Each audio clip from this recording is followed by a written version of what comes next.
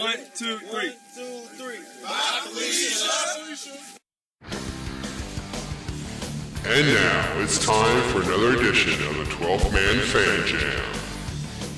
With your hosts, the Reverend Moses of the St. Paul Island Church of Seahawk Positivity. Yes, thank you, Magic Voice. This is the self-appointed Reverend Moses of the St. Paul Island Church Seahawk Positivity, and welcome one and all to a very special 49er edition of the 12th Man Fan Jam, the show made up of Seahawk fans from around the world talking about your Super Bowl champion Seattle Seahawks. Over the next few moments that we share together, we hope you're entertained and you are enlightened as we discuss your Super Bowl defending champion Seattle Seahawks as they get ready to face the San Francisco 49ers. So sit back, relax, grab a desired beverage or sin of your choice, and remember, who's got it better than the 49ers? Well, quite a lot of people, actually. As is the usual with every show, I am not alone. No, we are joined by the 12th Man Fan Jam Posse, like we are every episode, a ragtag group of diehard Seahawk fans from around the world. First, my partner in crime, the yin to my yang. He is finer than any 49er. From merry old England, it's Matt. Hi, Matt. Good morning, Moses. How are you? I'm wonderful. How are you today? Well, I bring good news and bad. No, what's the good news? Yes. Well, the good news is Johnny Manziel, Johnny Football, is likely to start this Sunday. Woohoo! What's the bad news? I had to be the one to tell him, but he's too short to be a starting quarterback. He's only 1.83 meters tall. I mean, what are you going to do with that? 3 meters? Yeah, We got feet around here, man. We got feet around here. What is that? 5'11", isn't it? I was going to say, what, to put him like 8'2" or something? He's not a basketball player. I teach math. Can you tell? Yeah. Well, that's too bad for him. But what's not too bad for us is that we do have, from the state of California, and just up the road from 49er headquarters, our own man behind enemy lines. He feeds well on the misfortune and tears of 49er Nation. You know him as Zorn76, and we know him as Statsman Mark. Hi, Mark. Hey everybody! Yes, I've been relishing the talk out here all week. It's just I'm the only one smiling in Santa Clara County. With good reason. Like, I have a golden ticket. You just walk around. Hey, everybody, how's it going? Hopefully, we have that golden ticket. We don't have it yet, but we will see. We will get a little bit more detailed report from behind enemy lines later in the show. We like to pass along our best wishes to Shadowhawk Will, our news hound, who's not here. He's on assignment. And, of course, Dustin, who is also part of our posse, who is also not here for this show. He's still a little under the weather, and I hope he feels better, and I hope we'll return soon. We miss you both, but we will move on as the Seahawks do. Next man up, and the three of us will carry this show this week. We'd like to invite you. Thank you for listening to our show, and thank you for joining us again if you've listened before. But if you're listening for the first time, don't worry. We promise we'll be gentle, but be careful. The Niner hatred is strong within this little group of three. Our show is run like a real NFL football game. There are 4 quarters, and there's even a halftime. In the first quarter of this show, we will talk about the Eagles game that just happened, the victory, 24-14 victory for the Seahawks over the Philadelphia Eagles. In quarter 2, we'll talk a little bit about what happened after that game, a little bit of aftermath, things that were said, what the Eagles look like now for the rest of their season, and of course what our Seahawks look like at the rest of their season. At the 2-minute warning, we will do something called Seahawk Tweets. I went into the wonderful World Wide Web and looked at some things that were said during and after that game, and I think I found some pretty funny Seahawk tweets, but we'll see. At halftime, again, yes, what would halftime be of the 12th Man Fan Jam without a rousing rendition of the 12th Man Fan Jam halftime trivia? And there's only 2 of you this evening, so I believe Matt is the defending champion, are you not? I am, yes. Yes. After I did a Price is Right moment on both Will and Dustin last week. Indeed you did, and now it's just going to be 2 of you. It's going to be a little bit more difficult. And this is a show, halftime show, that you can play along with if you're listening and watching on your YouTube screen. We will have the questions up on the screen for you to look at, so you can play along with us. And they play for fabulous prizes chosen especially for them. The start of the second half would be quarter 3. In quarter 3, Mark will kick off a behind from enemy lines report what it's like to be in Santa Clara and a Seahawk fan watching the 49ers crash and burn as they have the last couple weeks. And we will also look a little deeper into the 49ers pain with a little section thing I like to call hurting. So, quarter 4 will be our predictions, our prognostications, our keys to the game, and of course, our game balls. So, before we start, we'd like to remind you that we want you to like, share, subscribe to the Seahawk Positivity YouTube channel, which is where this video calls home. Contact us on this thread or in the comments section of this very video for feedback or email. You can email us at 12thmanfanjam@gmail.com. Tell us what you think, good or bad. We don't mind. Look for the 12th Man Fan Jam Show Facebook group and join us. And before we start, a little personal tribute here. Last week, we did a nice feel-good story about a lady that lost her ID in the Seahawk game, and someone found it and returned it to her, and then she got her Starbucks gift card. Sandra Kessler, I'm pronouncing it right this time, and Ashley Menzies, 2 wonderful Seahawk fans. If they're listening, again, ladies, thanks for showing everybody what Seahawk fans are truly about. And if you're not, thanks for last week, and it was a great feel-good story. Got some feedback from them. They really appreciated us taking the time to salute them, so thank you, ladies. It was easy to salute fans such as yourself. So, let's kick it off with the first quarter. It's first quarter, bitches. Yes, first quarter's going to be a little different this show. Usually we do the news with Will, and he's not here. So we're going to go right into the Eagles game because it was a fun game to watch and a fun game to talk about if you're a Seahawk fan. Matt, you had predicted that it would be a slow start to this game, and you were very far from wrong, were you, my friend? I thought the first quarter was putrid. It was awful. But that's exactly what I said it was going to be. I said it was going to be an ugly first quarter, and it was an ugly first quarter. That whole John Ryan, I don't know what that was. He couldn't pick it up. That was the thing. It was as if the ball was made of like hot lava. It hit him right in the hands too, right where it was supposed to be. So I thought, well, maybe it was a snap. No, there's nothing wrong with that. But the thing, what got me was that after he dropped it, he literally tried to bend down to pick it up, kicked it with his own foot, and knocked it forward by another yard, which means he still couldn't pick the damn thing up. And I'm like, just get the ball, just get the damn ball. But yeah, not the best punt he's ever done in his life. I'm sure he'd want that one back if he had the chance. Well, then he shanked the next one like 30 yards, and I thought, what's wrong with him? We got a friend who's Canadian, has been on the show, Andy, our Canadian friend. I almost texted Andy, said, Andy, dude, get your Canadian friend's head straight. This is ridiculous. Something's not right there. But yeah, it was a difficult first half. Although we were able to move the ball a wee bit, but obviously there was no points in that first half for us. In that first quarter, sorry, for us. First quarter, right. Mark, were you concerned after the first quarter? Well, it was frustrating, and as you guys mentioned, excuse me, the Ryan punt. I mean, it was just. I mean, those plays right there take me back to when I was a Seahawks fan, like 30 years ago. Yes. And it's just like it's like John Ryan as Chevy Chase being Gerald Ford.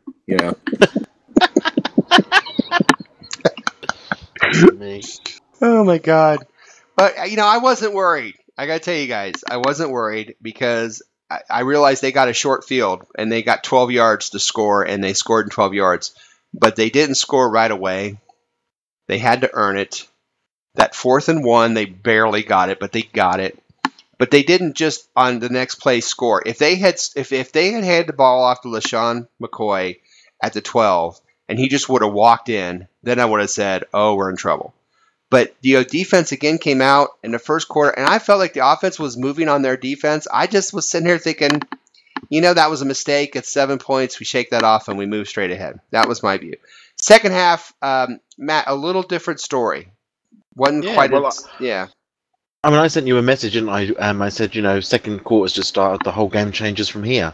Yes. And exactly what happened. We went in for that score. A great drive, and I don't know. It's almost as if we're like an old car that sort of needs to warm up for the first 15 minutes. Mm-hmm. or like a grumpy person who doesn't have coffee in the morning. Do you know what I mean? You're no good until you've had your first cup of coffee. That's what the Seahawks felt a bit like on that game. Was that we were very slow at time, but once we get going, but there was no stopping. Their defense was very good. I have to say, actually, I thought their defense did pretty well at times. Their run defense, I thought, was pretty good. But our defense was better, and actually our offense was able to make some plays, and that's what we needed. Absolutely, Mark. What was your view of the second half? Well, I mean, much better. Obviously, it was unreal. I didn't really know until after the game just how much we dominated statistically. I mean, they mentioned it during the game, but I mean, we won by 10 points, and it feels like we should have won by 28. But we were comfortably cruising along, and it's weird watching Seahawks games, especially on the road when we get momentum started early enough. We just seem to stay that course, the rest of the afternoon. So there's no real panic, but we easily could have won that by much more. But still, a win's a win, and that was a huge win. That was the Eagles' first home loss all year. So I mean, that was just a great accomplishment by the Seahawks.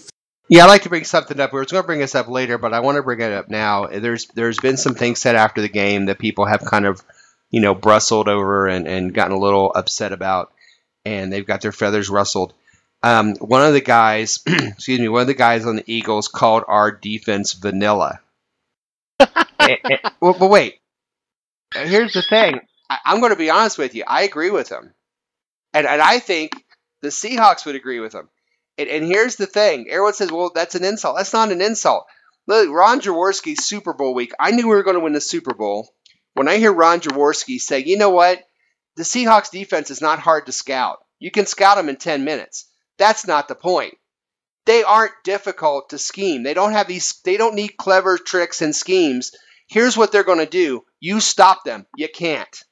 And I think they are vanilla. I think our defense is vanilla in that we don't have a million plays. We don't have blitzing from here or there. We got 11 guys functioning as a unit. Here's what we're going to do. Stop it. And you can't. And to me, that's 10 times more dangerous. That's like an offense coming up to the line and say, we're going to run to the left on 3. And they do it anyway. And to me, let them call me vanilla. It must be demoralizing for offenses, though, to know exactly what a defense is going to do, exactly what they're going to do, and there's absolutely nothing you can do about it. And then after the Super Bowl, I know Carroll said it, and I know Sherman said it, and Carroll verified it. They took pages out of the playbook on defense against the Broncos, of all people. And he said, just go out there and hit somebody. And they did, And so that guy calling them vanilla, I agree with him. We are vanilla. But stop it. You can't. Because our guys, I watched them as they, you got this crazy offense. You got 15 different people coming from different directions. And that first drive, I turned to my son. I said, we're going to win this game. He said, why? I said, because watch the defense. They're so disciplined. They so believe in what the guy to the right of them and what the guy to the left of them is going to do that they just stay in their lane. They do what they're supposed to do. And they know the other 10 are going to do what they're supposed to do. And that's all they have to worry about. And to me, that is vanilla. And I'm okay with that because no one's going to stop it. No, totally. And then, but that's, this is the second year of as you're describing it, that vanilla defense. I suppose the question begs is what happens if Dan Quinn leaves? There was talk about that on the NFL about what the effect on our defense could be. If he does take up a head coaching job somewhere, Black Monday's approaching, all that sort of stuff. I don't know. I have absolutely no idea what the impact would be. But certainly we're not going to lose any schemes because we don't run. No. Well, Mark, I don't know how you feel about it, but to me, this is where Carroll makes his bread and butter. I think Carroll is extremely underrated as a defensive coach. Do you agree? I do. He just continues to impress me on how he handles things just based on the situation. He doesn't have this preset kind of attitude. It's like, okay, this is happening. Okay, we'll do this or we'll do that. And he's always positive, and it's just like, it's just unreal. And we thought when we were going to lose Gus Bradley, oh no. And then Dan Quinn comes in, and then, and he may go.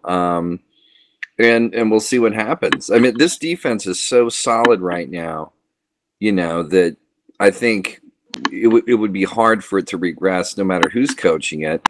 And as a matter of fact, I just sent in my resume. So we'll see what happens there.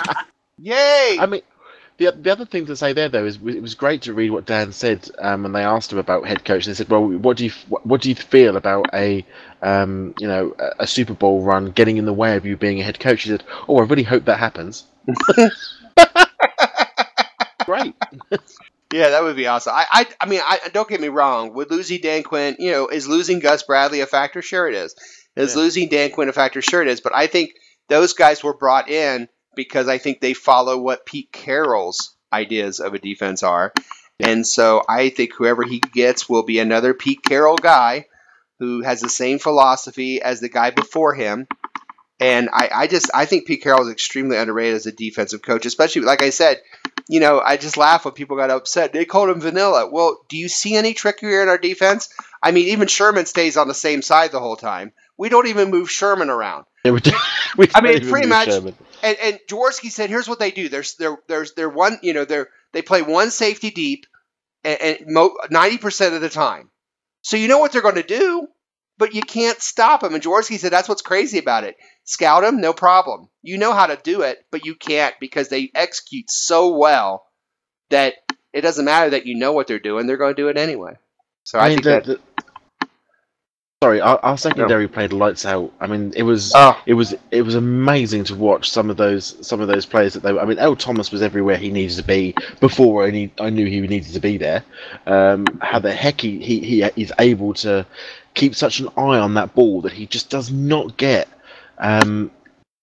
lost. He doesn't get phased on that field. He knows exactly where he is. He knows exactly where the ball is, and his ability to close distance is just out of this world. It is. Maxwell, I thought Maxwell had an amazing game as well. He did. He had that pick. Was that the fourth quarter against? No, it wasn't. It wasn't Maxwell. It was my very, very close and personal friend Harold Simon. Yes, it was. I swear I was paying attention to this game. I assure you. Although the tackle which KJ Wright put on Harold Simon, when Harold Simon ran into him at full pace and knocked himself flat on his own backside afterwards, I think Harold Simon thought he was Maxwell too after that particular hit. It just like you said. I mean, the secondary, the whole defense. I mean, it was just lights out. It just was a flashback to last year, and they're just really peaking at the right time. They put pressure. What did we have? 3 sacks on Sanchez, or maybe 4? I thought it was 3, somewhere around 3 or 4. Yeah. Anyway, it was just. I mean, again, by game's end, just looking at the box score. I mean, when you couple the Eagles' offensive style, the fast pace, the fast break, maybe some no huddle stuff, and here by game's end, we had the ball for I think almost 42 minutes. Yes, we did. Yes, we did. We dominated that for sure.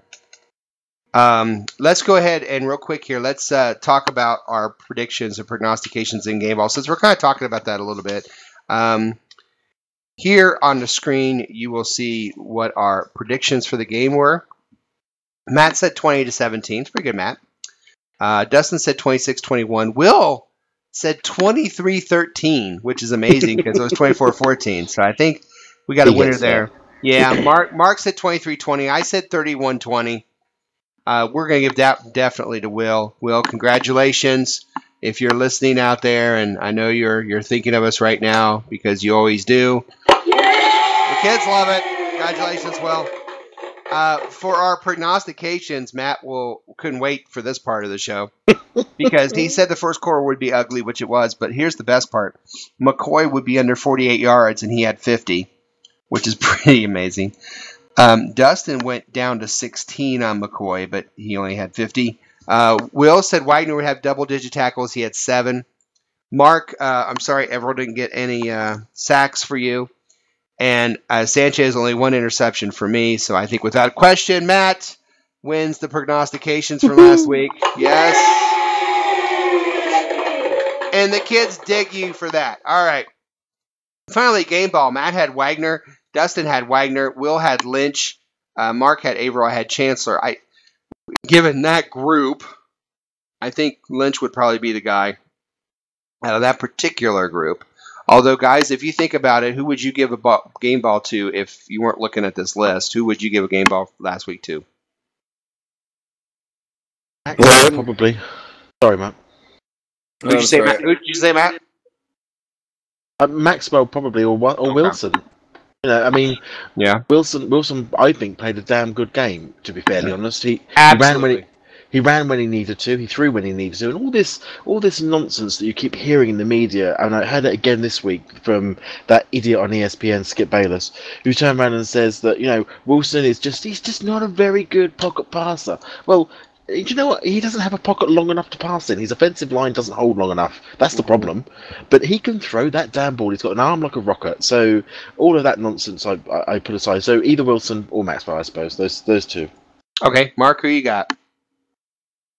I give like a group game ball. I give it to the defense just because they were so dominant, and it's just against that offense and all it was hyped up to be, and being on the road. I mean, you can't miss no matter who you give it to, and Wilson would be a great choice because it was weird to see the stats flash up on the screen, and you see RW has like 250 some odd yards passing at that point in time. It was nice to see him north of the 250 mark, but I would give it collectively to the defense because they were just so lights out.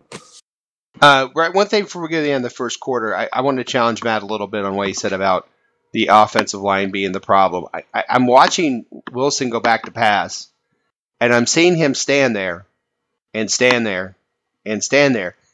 I think, and I don't know, but I'm guessing as a fan with absolutely no expertise, to me, I am starting to lean towards the receivers getting open as opposed to the offensive line breaking down. I take that on board. I still think that there are too many occasions where they're not getting off blocks quick enough, and the runners get around the back, and he ends up in all sorts of trouble getting sacked and put down. Getting sacked. I mean, I don't know what the stats are. I don't know whether Mark's got the stats handy, but the number of sacks that Wilson had, and also his combined sacks so far this season, I think shows that line needs to be tougher. I agree with you that the wide receivers are an issue, but I would caution what you've just said by saying that the Philadelphia defense weren't that bad. And it's not just a case of them not being able to get free or get open, it's them being well covered. Agreed. Speaking of well covered,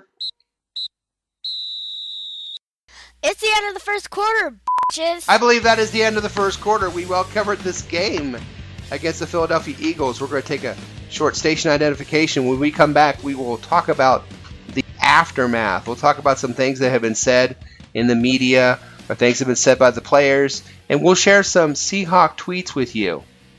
And we'll do all of that right after this station identification. You're listening to the 12th Man Fan Jam on the Seahawk Positivity YouTube channel. Jesus, man, could you change the channel? Man, come on, I had a rough night and I hate the fucking Eagles, man. And now it's time for the second quarter of the 12th Man Fan Jam.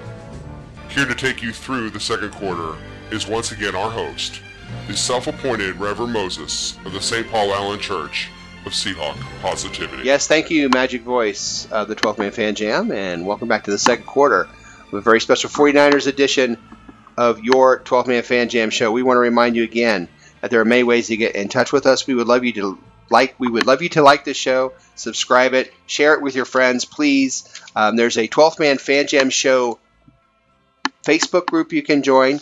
You could also join us or email us at 12manfanjam@gmail.com. Tell us what you think, good or bad. We're not too proud to beg for some kind of feedback. We've talked about the Eagles game in the first quarter. Second quarter, we're going to talk about the aftermath. We're going to talk about what the effect this game, because this was a big game. Two teams with really big records in the NFC. They were looking at a showdown between two powerhouses of the NFC. And Seattle once again spoiled everybody's fun by just rolling over the team like they really weren't there. And so, again, the NFL world was taken aback by what they saw coming from the boys in Seahawk Blue. Matt, what were some things that you heard from the talking heads and from the world after the Eagles were dismantled by the Seahawks Sunday? I just love listening to your media over across the pond because they are as fast to turn face and retreat down a completely different pathway and pretend almost as if they've never said half the things they've said previously. I think the ones that stuck out for me really was ESPN and First Take, which, you know, Skip Bayless and Stephen A. and having these discussions, talking about us after this game, that suddenly, you know, our defense is back. Well, I don't think our defense went there very quickly, to be frankly honest. I don't know where they think it went. But it was that sort of, you know, nonsense that they come up with, that suddenly now we could go to Lambeau and beat Aaron Rodgers and win the NFC. Well, first and foremost, you know, I don't even know whether it's going to be at Lambeau. I don't know what the end of the season is going to be. If it is, then yes, of course we could still go there and beat them. We beat them at the week 1 of the season. We can beat them in the playoffs at the NFC Championships if we got that far. But it's they just the amount of spiel that comes out of their mouth, which makes no sense at all. The other thing was that I picked up on was some good words that were actually said from our friend Mr. Harbour towards Pete Carroll about how what a fantastic coach he was and how he really admires all the stuff. And he actually just said, very similar to what I said, that all this nonsense about the Seattle defense suddenly returning, well, where the hell did it go? You know, it's not as if it vanished off the face of the earth. You know, we had injuries, we had things that have occurred through the season that we've had to deal with, but all the way through, I don't think anyone has ever thought that our defense had gone soft. No, I don't think so either. Mark, you are in enemy territory down there by the Santa Clara 49ers. Have you heard anything about, did they mention this Seahawks-Eagles game this week at all? Well, they did in terms of, you know, the obvious, you know, trending factor, and that is, you know, the Seattle is, especially in the court of, like, you know, public sports opinion. I mean, we're shooting back up. And the Niners, you know, are rapidly becoming a penny stock in the same sense. They're just, you know what? It's this team. Where to begin? I mean, their mindset. I mean, wow. You know, we'll get to them in a bit, so I won't go on. But I mean, we're just clearly we're you know, watching that Eagle game. I mean, it's just, yes, I mean, our defense has always been good, but that game on the road, I love seeing that on the road. It's just, it's that much better. Defense, you know, at home, at the Clink, we have the 12th man in the noise, and that's great. But on the road, when we can dominate a team that much, it just has a carryover effect, and that defense just, it's been good all year, but right now it just seems to be peaking, and it's just awesome to see. I think I did some quick math, and you guys know how well I do math, but I believe I took the average yards that the Eagles have been scoring in our number 4 ranked offense in the NFL, and we allowed only 35% of their average game. Not even half their average game, under half of their normal output. That's insane. I mean, really. Yeah, pretty crazy. But isn't that a testament to how exciting and how entertaining a football game can be if the referees can control the amount of penalties they throw? Mm-hmm. Agreed. Speaking of penalties and speaking of players getting penalties, I know that one of Matt's favorite players is Thorold Simon, who is getting more and more playing time. And I think, yes, he's playing better and better on the field. But when he had his interception, I know that, you know, Matt has made it quite public what he thinks of Mr. Simon, and I don't disagree on many parts of this. But I'll let Matt answer that, because I think a lot of people then said, well, Matt, he got an interception, so now is he out of your doghouse, Matt? Not entirely, no, because equally the play before that he got a holding penalty. But it's not the fact that he gets a lot of penalties. That's not just the problem. It's the fact that he seems to repeat a lot of these penalties, especially on coverage. When there's a kickoff and he's trying to do some sort of coverage, he gets beat very quickly, apparently, because he immediately resorts to having to, you know, pull jersey or do whatever in order to try and get back on top, and that worries me. But yeah, he got an interception from a very, very poorly underthrown ball, I hasten to add, from Mark Shanson. and then was after that got up and ran straight into cage over and knocked himself out almost. None of this, mate, for me necessarily changes the fact that I'm not comfortable with him. He makes me nervous. If I see a big play happening, developing, Baldwin's caught a ball, is running down the field, and we've made 30 yards, and if the flag gets thrown, I'm automatically almost thinking, where's Simon and what has he done? Is he playing? Is he on the field at this moment? It's for me. It's just I just find it just really worrying. It just worries me. Yeah. Because I don't feel comfortable wherever he is, whatever's going on. I think what I want to see from him is the maturity to, first and foremost, to admit that he has a problem with discipline. I think there is a discipline issue. I think that's where it comes from, in my mind. I didn't like the way he was on Twitter about his penalties. What upset me the most was his whole, so you grab a little bit of face mask and the NFL fines you $8,000. No, well, you don't grab a little face mask then, you idiot. Because, that's the rules. And that's what, don't sit there and bitch about the fact that you just got, fined $8,000 for grabbing a little bit of face mask. Well, just don't grab it. Grab something else. Find something else to hold on to and get a lesser fine. But just, whatever it is, I just think that these players are getting paid too much money not to be a little bit grown up about some of the stuff. And yeah, I've had my my Twitter say twos with him and other fans about it. And as I say, over the season, as he develops and as he gets more playing time, and as Sherman has now taken him under his wing, which can only be a good thing, because now what's going to happen is I'm going to have a player who makes the occasional interception, creates thousands of penalties, and is gobby after the game as well. So I can't wait for that, to be honest. I think it's great. He's going to be a bit gobby, is he? He's going to be gobby. Yeah. He's going to be gobby. I think he's getting better. I think he's getting much better. But I'm still with you because I'm tired of seeing he's getting better, but then on the sidelines, either Sherman or Thomas or Chancellor have got to go over to the bench and kind of babysit a little bit and kind of get in his face and say, dude, we don't do that.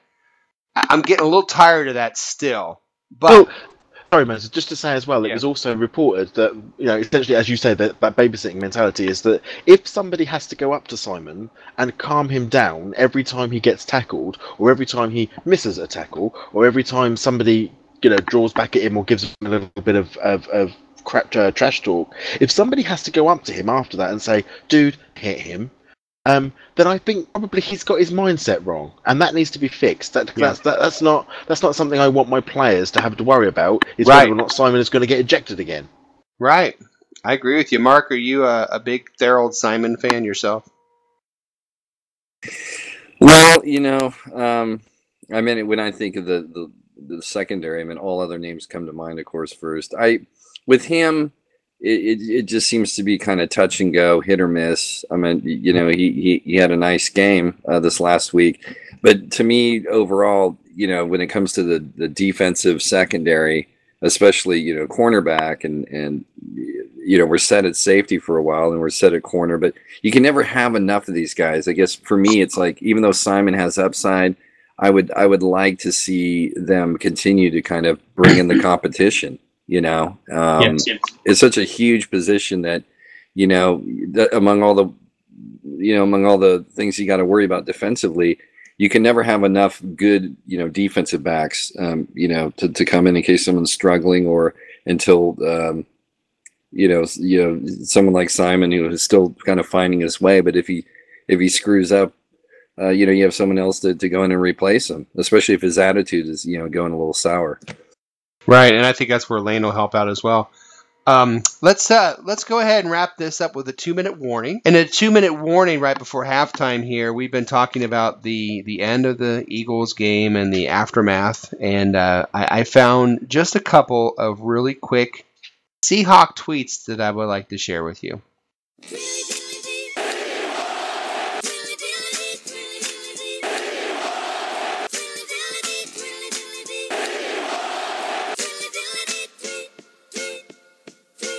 Yes, Seahawk tweets. These are tweets I found after the Seahawk game. They may be by Seahawks themselves, or they may be, by people like you and I, just ordinary schleps with a Twitter account.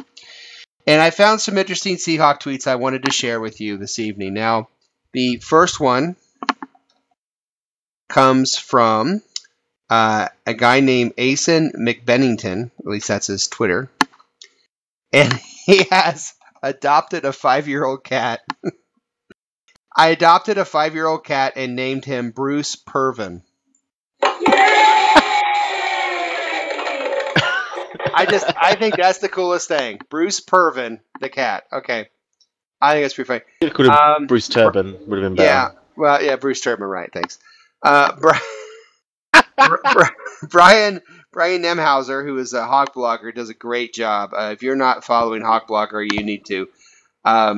Relations to our 49er friends losing to the Raiders. He says, does this mean Jim Harbaugh just got his first win for the Raiders? Yes. Yes. Shelly Bannon wrote on her Twitter, who's got it better than the 49ers? Everybody! I like. About that action boss wrote, the Seahawks ran 85 plays.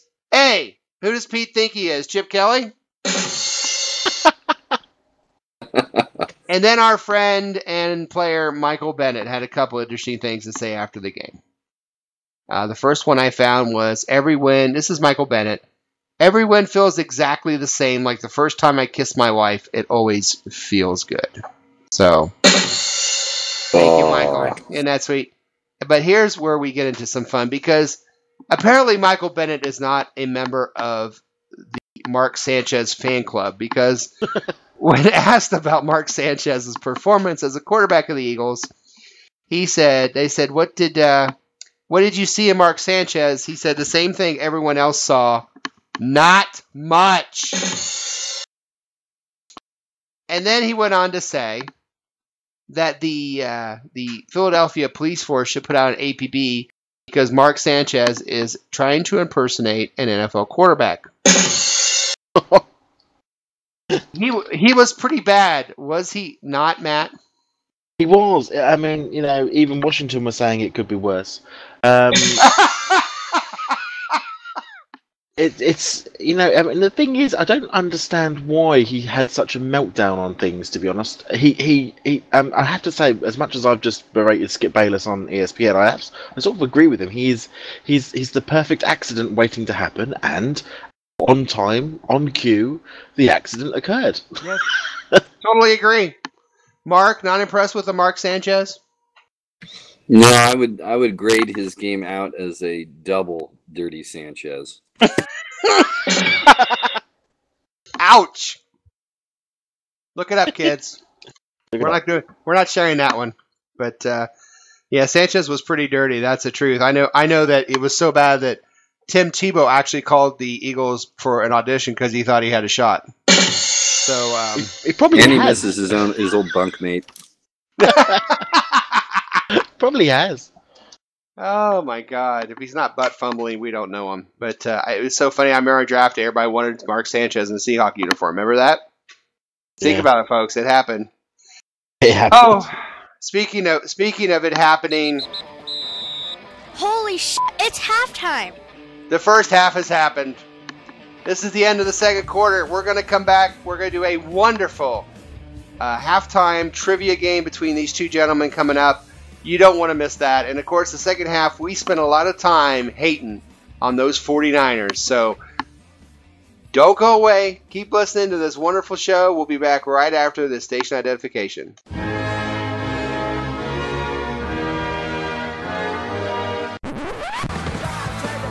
Hey, this is Matt, all the way from merry old England, and you're listening to the 12th Man Fan Jam.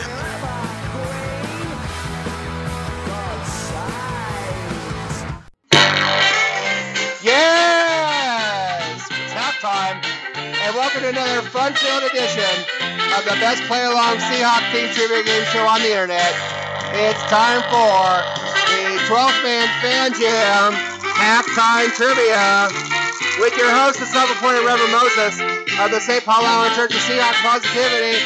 Yes, thank you, me. And welcome to a very special San Francisco 49er edition of the 12th Man Fan Jam Trivia, the trivia game that tests the knowledge of both our posse and our listeners. So, let's meet those contestants, shall we? what a great show we have for you this evening. First, from the wonderful land of California. He's behind enemy lines, but he's a Seahawk fan, true and true. It's our Statsman Mark. Welcome, Mark. Hey, everybody. With just Matt and I doing this, it's already like the final showcase showdown, and I feel like I have a first-round bye. You did get a first-round bye. Congratulations. We're going to do things a little bit differently tonight, but yes, you got your first-round bye, and, of course, our defending champ. I love the Sex Pistols. Yes. From the land of queens and tea times, our defending champion. He's always trying to teach the Americans a thing or two about their own sport. From merry old England, he's Matt.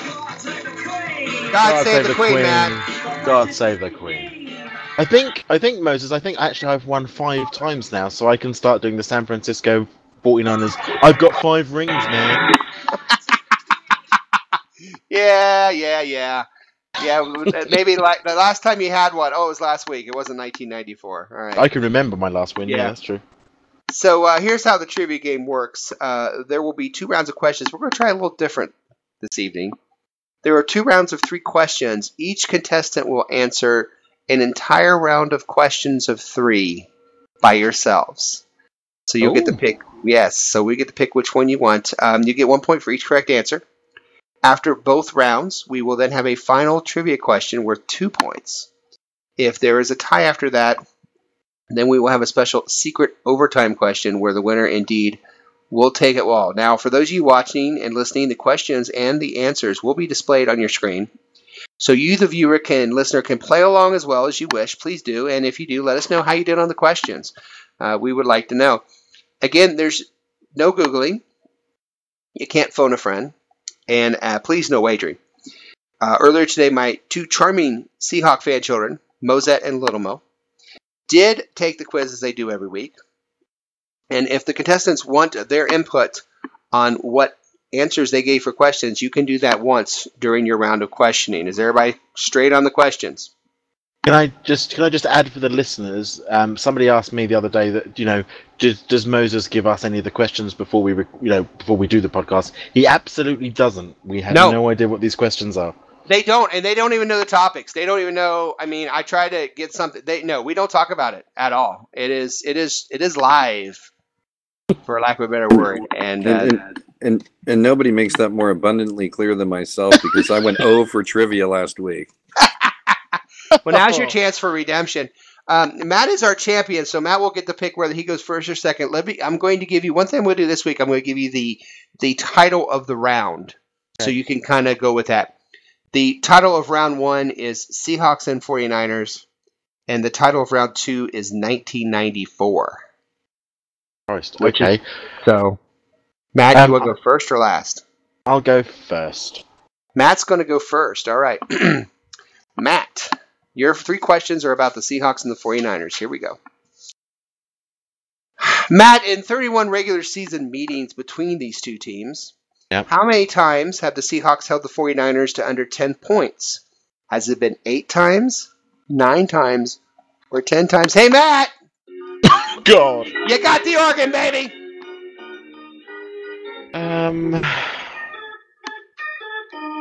How many times under 10 points have the Seahawks held the 49ers? 8, 9, or 10 times? I think it's 9. He says 9. Little Mo said 9 too. And you're both wrong. Damn it. It's 10. Yeah. No, it's 8. Oh, really? They've held the 49ers under 10 points 8 times out of 31 regular season meetings. That's pretty good. Oh, well, thank you very much, everyone. Good night. All right, that's it. Nope, you can still go. I know that was a sigh of relief. I heard it coming from Mark because that means you can only get 2 right this round. Here we go. Question 2. Yeah. In those same 31 regular season meetings against the 49ers, how many times have the Seahawks scored 30 or more points? 8, 9, or 10? Oh. So, how many times have the Seahawks scored 30 or more points against the 49ers? 8, 9, or 10? I think that's 8. He's going with 8. None of the kids answered 8. Oh, Because the answer's 9. damn it. Yep, 0 for 2. But, you know, like the 49ers, you can make a late season surge here, even though your back's against the wall. Here you go. Okay, shut up. All right.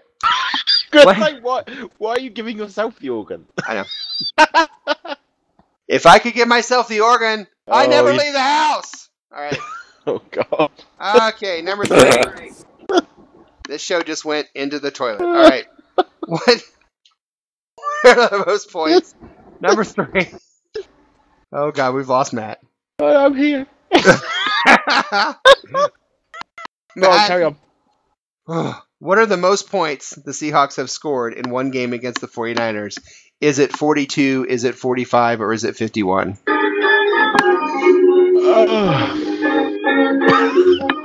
Now, hold on. Let me think. Now, we beat them 42-13 in 2012, didn't we not? So... Yeah, that we did, yeah. Let me think. Was there a 45? Because at the moment, the only number I can think of in my head now is 42, because I've just mentioned it. So I'm saying 42. He's saying 42. None of the kids said 42. Oh, shit. Oh, sorry. But that's okay, because it's 42. So Matt does get a point. Woohoo! So Matt is on the board with 1. Hate being shut out. Which means he cannot. There will be a final question because the best that Mark can do is 3. And so you can get a 2-point final question and tie him. So, are you ready, Mark? Yes, sir. All right. Your topic is 1994. The reason I picked 1994 is that's the last time the San Francisco 49ers were Super Bowl champs. Now, the Super Bowl was played in 1995, but it was the 1994 season that they dominated. So that's how long ago. For you Seahawk fans listening, that's how long ago it was the last time the 49ers held a Lombardi. So you can use these later against 49er fans when they say, well, yeah, we got 5 rings. Yeah, but 1994 was a long way away. For example, Mark, in 1994, what film won an Oscar for Best Motion Picture? Was it The Lion King? Was it Pulp Fiction? Or was it Forrest Gump?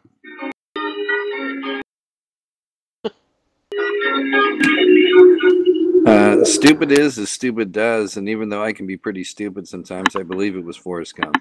He's going with Forrest Gump. Some people call him Forrest Gump. The kid said Lion King, by the way. But you're right. It was Forrest Gump. And Mark is on the board. All right, Mark. Question number 4. Number 5, actually. Who received a Grammy in 1994 for Album of the Year? Was it REM? Was it Whitney Houston? Or was it Sting? Wow. I thought all 3 of those people were washed up even in 1994. So let's see here. So we got Sting, Whitney, or who was the first one? Well, the first one was REM. Okay. Oh boy. Let's see. Let's see. And let's see. I'll just say Whitney. Sorry. Wow. Did that just happen? Okay. Yes. Well, guess what? Mark just melted my heart. The answer? Oh! Baby! It's beautiful. He is 2 for 2. All right. Mark's 2 for 2. Yikes. And we go to the final question. Mark? Yes. Who died in 1994? Kurt. Name them all. My liver. Good night! My liver! My liver! Oh, God. Who died in 1994? Kurt Cobain, Tupac Shakur or Gene Kelly? Let's see. Well, I'm singing in the rain because I remember this, and it was our dearly beloved Kurt Cobain.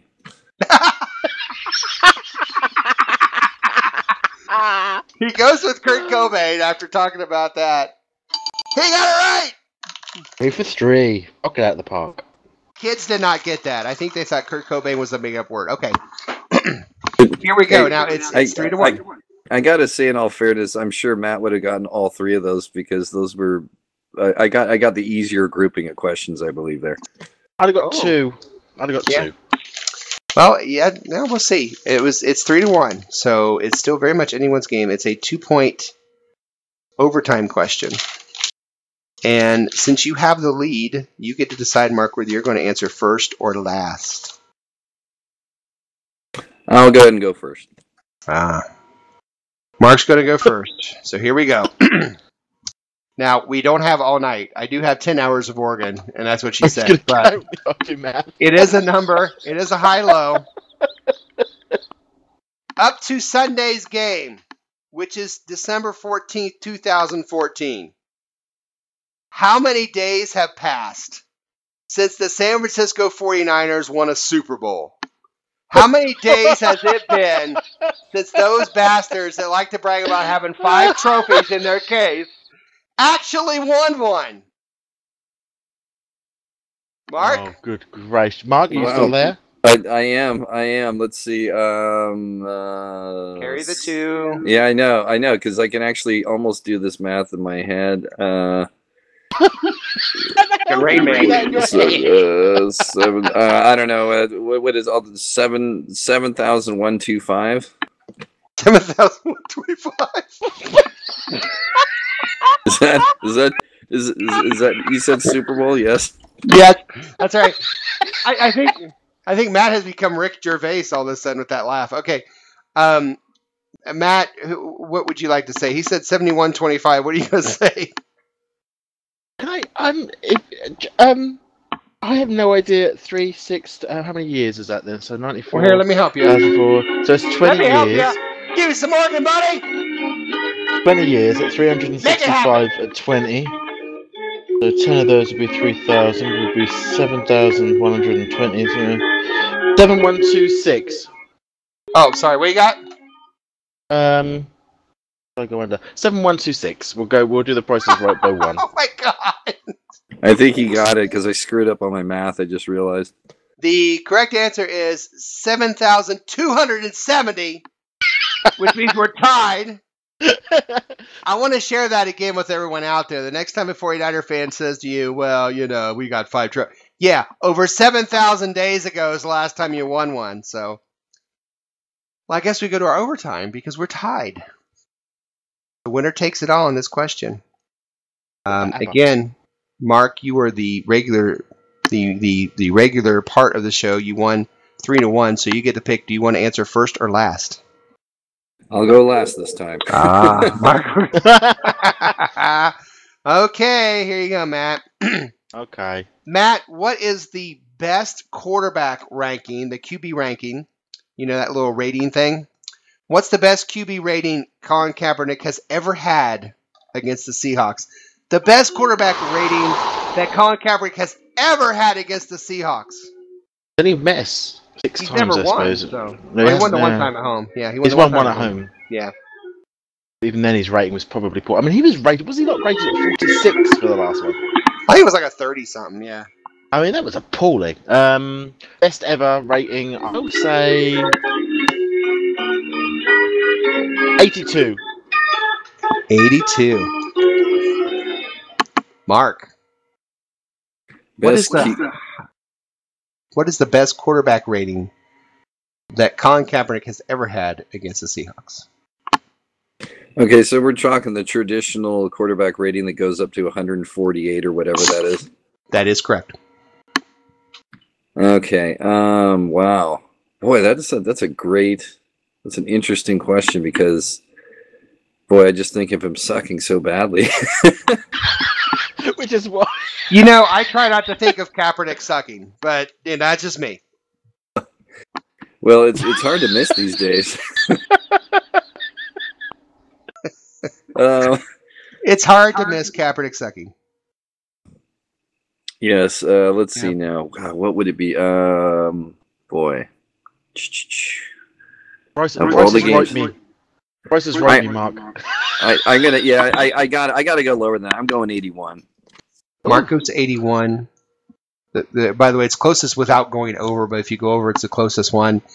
The answer, the best quarterback rating that Colin Kaepernick has ever had against Seahawks was 72. Oh. Which means, Mark. What a Mark. Guess what? You are our new day champion. And we love you for it. I couldn't have done it without Whitney. You couldn't have done it without Whitney. That's what they all say. She loves you, buddy. Hey, this has been another crowd-pleasing, heart-stopping, award-winning edition of the 12th Man Fan Jam Halftime Trivia. We hope you enjoyed yourselves. We'll be back in the second half of the show at the quick station identification right after this.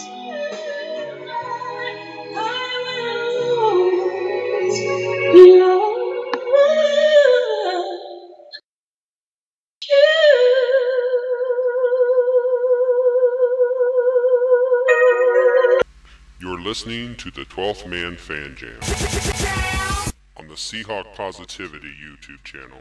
Y'all thought this was a matchup. Mismatch. It's the third quarter, bitches.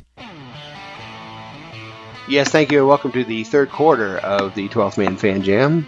We just had a halftime trivia competition where our defending champion, Matt, was upended by Mark.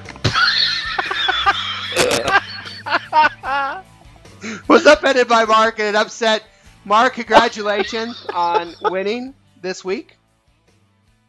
Thank you, Dennis. And I was reminded with that closing song by Whitney that I'm so very grateful this holiday season that she's not around to sing anymore.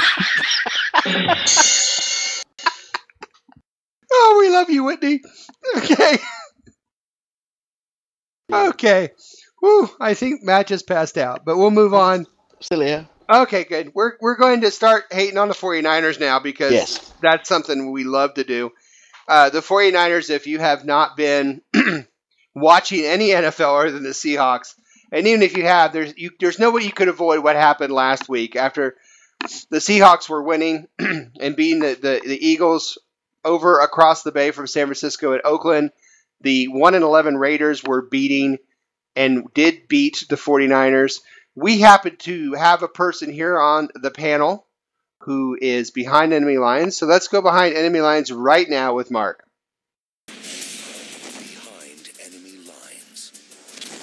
Yes, behind enemy lines. And Mark, give us a little report from what's going on down in 49er Nation since you have your finger so close to the pulse of that nation. What's it like right now? Well, truth be told, the poll, it's going from a pulse to nearly flatlining completely. It is, boy, I mean, where do you begin? This team is just in complete disarray from top to bottom. And, what's being written here locally is being echoed by the national media or even vice versa. And I just saw an article today where I forget who's calling it nearly a lock that Harbaugh goes to the Raiders, the aforementioned Raiders. So, Kaepernick is regressed and Harbaugh's a lame duck coach. I saw that for the season, Vernon Davis has 236 yards receiving for the year on 25 catches. Wow. Frank Gore is 31 and probably on his way out. And they're speculating they're going to lose a lot of free agents at the end of the year. Michael Crabtree could be gone. Bowman, their linebacker's already 30. Who else? I mean, Kaepernick's future has never been more uncertain, after the season he's had. So collectively, there's just a lot of uncertainty. And they never play very well in Seattle anyway. So, this is turning into a game where Seattle will easily cover a 10-point line. First time since 2011, I think that they're double-digit underdogs. I did some research myself in a little segment that I would like to name, because it's the 49ers, Deep Hurting.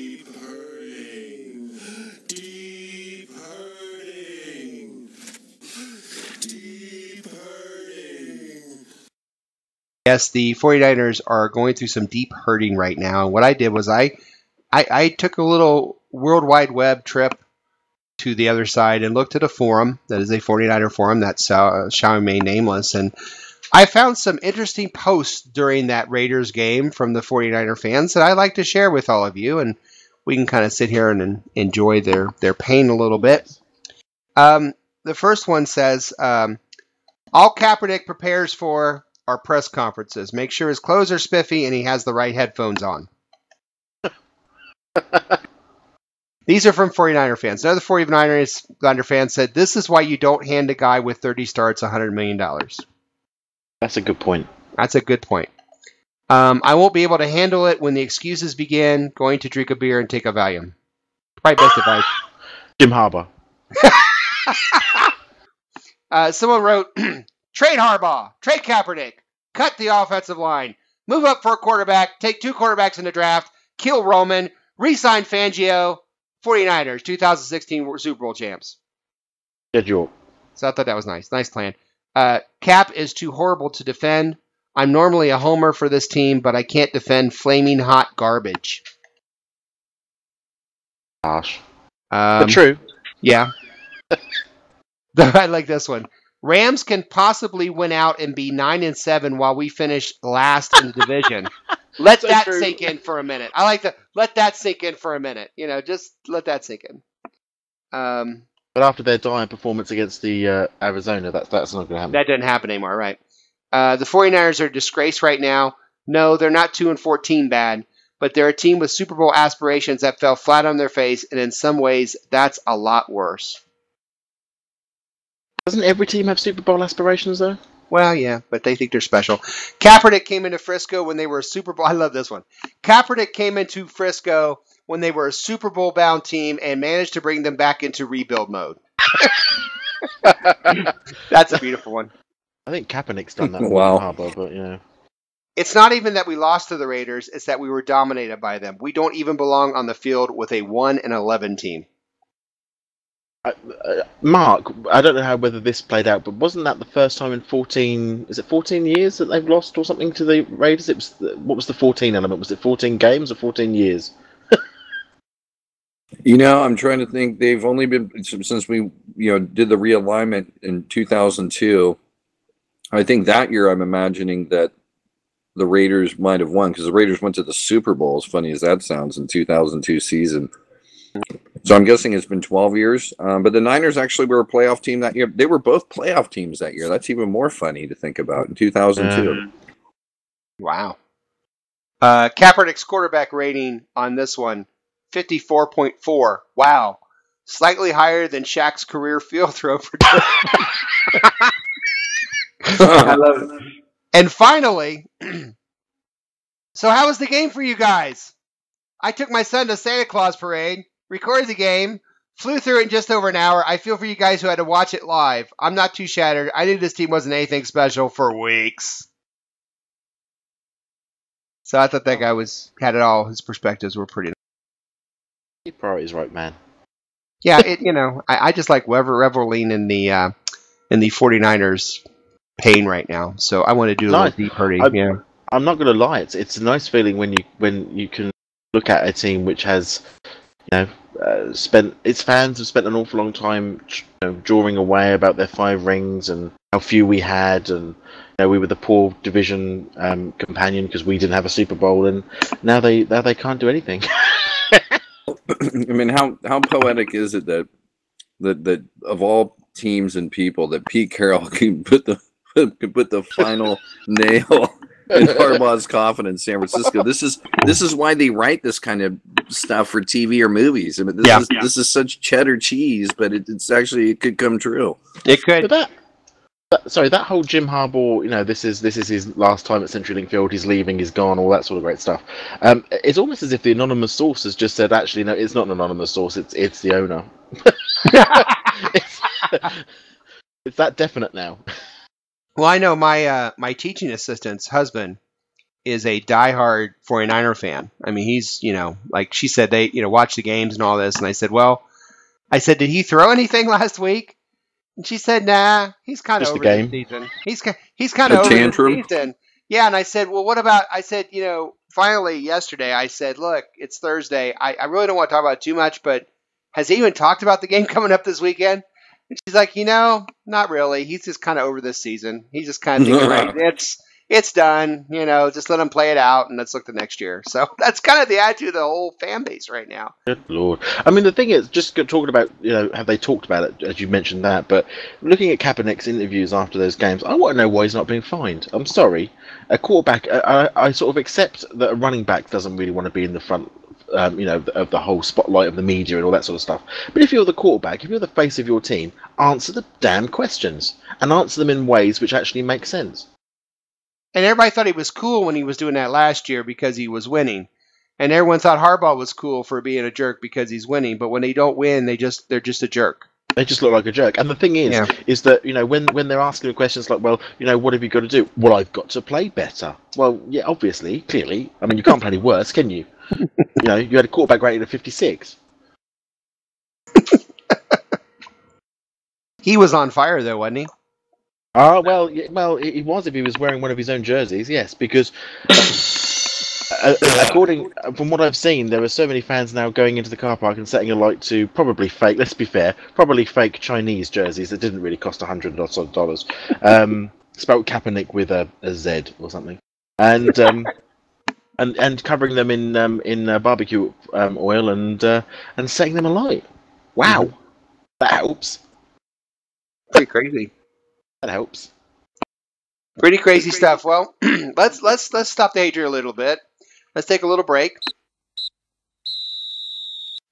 It's the end of the third quarter, bitches. This is the end of the third quarter. We'll come back and let's actually talk about the game. Mark, you got something to add before we go? I did, because when they started burning Kaepernick jerseys, Seahawk fans started appearing and said, "Let me stand next to your fire." Nice. Let me stand next to your fire. Let's stand next to that Kaepernick burning fire and take a quick break. We'll be right back, and we're actually kind of talk about this game as a game now. We talked about the fans, but now let's talk about this 49ers Seahawk game, come up with a couple keys to this game, and have our predictions, our prognostications, and our game balls right after this.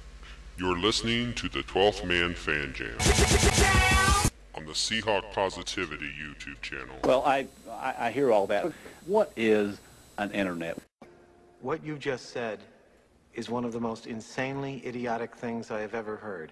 Everyone in this room is now dumber for having listened to it. And now it's time for the fourth quarter of the 12th Man Fan Jam. Here to lead us through the final quarter is once again our host, the self-appointed Reverend Moses of the St. Paul Allen Church of Seahawk Positivity. Yes, thank you, Magic Voice. This is indeed the self-appointed Reverend Moses of the St. Paul Allen Church Seahawk Positivity. You are on the fourth and final quarter of a very special 49ers edition of the 12th Man Fan Jam. We have just taken great delight in the pain and the deep hurting of our 49er fans, and now we're going to talk about the game a little bit more practically as we make our predictions, our prognostications, and our game balls. We want to remind you also to please like, share, and subscribe to the Seahawk Positivity YouTube channel on this thread or in the comment section of this very video. Look for us, the 12th Man Fan Jam Show on Facebook. Also, 12thmanfanjam@gmail.com. So please stay in touch as we go through the rest of this Seahawks season, and who knows where it's going to lead us now as we get closer and closer to playoff time. Mark, let's talk about this game practically now. We've talked about the fans, the 49er fans. We've kind of made a little sport of them. But when these two teams play each other, it's a rivalry. I think you throw the records out. They would like nothing more after what they've heard for the last week or so to come out and spoil our party as we make a run for the division. How are they going to do that? What do you think is the key to this game, Mark? Well, have Kaepernick do as little as possible. um, let's see, and what I mean by that is, their recipe to winning is the same as ours, but they're not able to do much right now. And for them, they're going to have to grind this game to a halt and run the ball to have any kind of shot. I don't think it will work. So the key for Seattle winning is get up on these guys early. This is a the team psyche for the 49ers is weak right now. If we can get it, in our first drive or second drive, if we go up 7-0, maybe get up 10-0 early in this game, and force the Niners to panic, and maybe take them out of their game plan of trying to run, and put it in Kaepernick's hands and have him, force him to throw. This could get ugly really quickly for them, to our benefit. So I say get up on them early and just take, seize momentum and treat these guys like as if they're, like 9-4 like us, but getting up on them early is going to be key. Don't let these guys hang around, get a lead going and then just build on it. Could not agree more. Matt, what do you think is the key to this game this week? I mean, excuse me, the first thing I would say is let's just all keep in our minds, regardless of what their positions are and standings currently, this team really doesn't have any reason not to come into CenturyLink Field and just play its heart out. It has no reason sort of not to do that. It almost wants to try and get some pride back, because I think that team feels like it's lost its direction, it's lost its identity, it's losing its coach, its quarterback is rubbish, its new stadium is apparently cursed and they can't win in it. All of these things have added up to them, and it's a loss of pride. So they're going to come in wanting to play for pride. However, I think if we can get some very hard but legal tackles on their receivers, Chancellor, if we can prevent yards after the play, if we can hold them to the short screens and all this sort play stuff, they're going to soon realise that actually the best thing that they can do is not get hurt at the end of this season for no reason. They're not going to go to the playoffs, and that they're going to want to start sending stuff home from their lockers. So, to be frankly honest, if I was them, if I had a good strong tackle from Bam Bam, straight away I'd say to myself, do you know what? I don't want to catch that ball anymore. I don't want to get injured. So have a great day, and that'd be the end of it. So hard tackling and limit the yards after catch. Yeah, very nice. I think my key is very similar to what you both said. I think for me, it is taking the 49ers not as a team that lost to the Raiders and a team that's on its way down, but the 49ers that came in here last year in the championship and really gave the Seahawks all they could handle. And if I'm the 49ers, he hasn't done it very much. I think they've kept him from doing it. Tell Kaepernick at this point, like you said, leave it all on the table.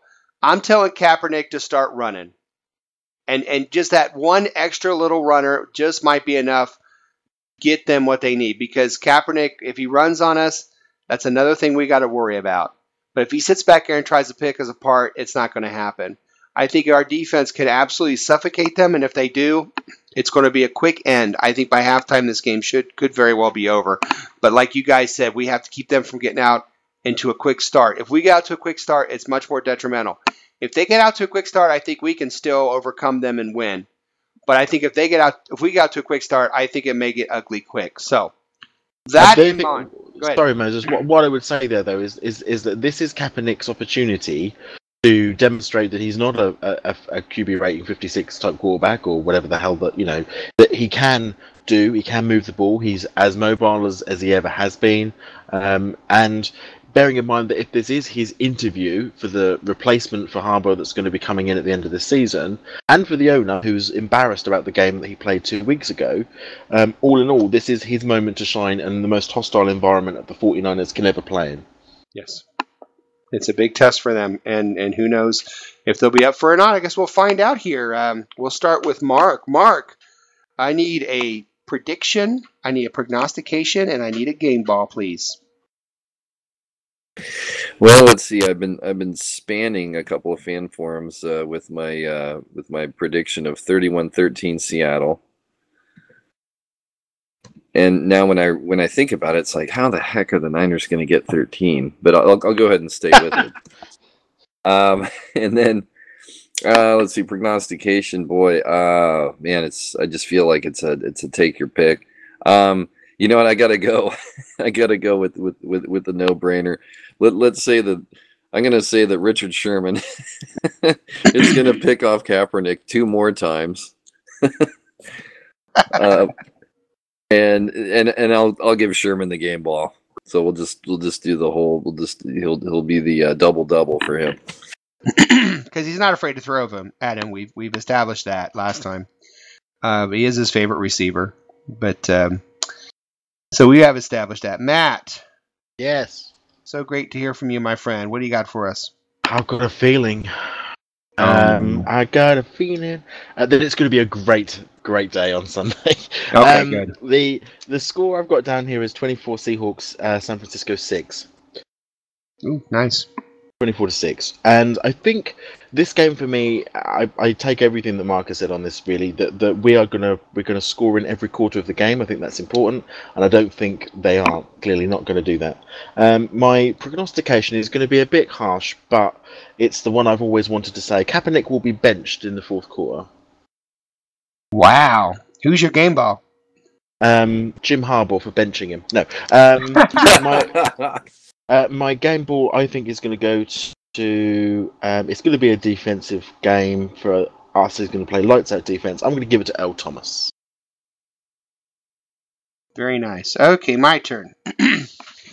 I just think, I know you hate going into games like this because you're double digit over favorites over a rival. This is supposed to be so much more than it is. But it just isn't. And I watch this team from San Francisco, and they're just not there. I'm sorry. I'm going 34-13. And I think that that will be 4 touchdowns. I think Russell Wilson will be involved in 3 of those touchdowns, even thrower or running.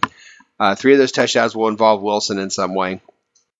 And I'm giving him my game ball. I think that Wilson's going to have another one of those amazing games where he's going to complete maybe 8% of his passes and have 3 touchdowns, maybe 1 running and 2 throwing.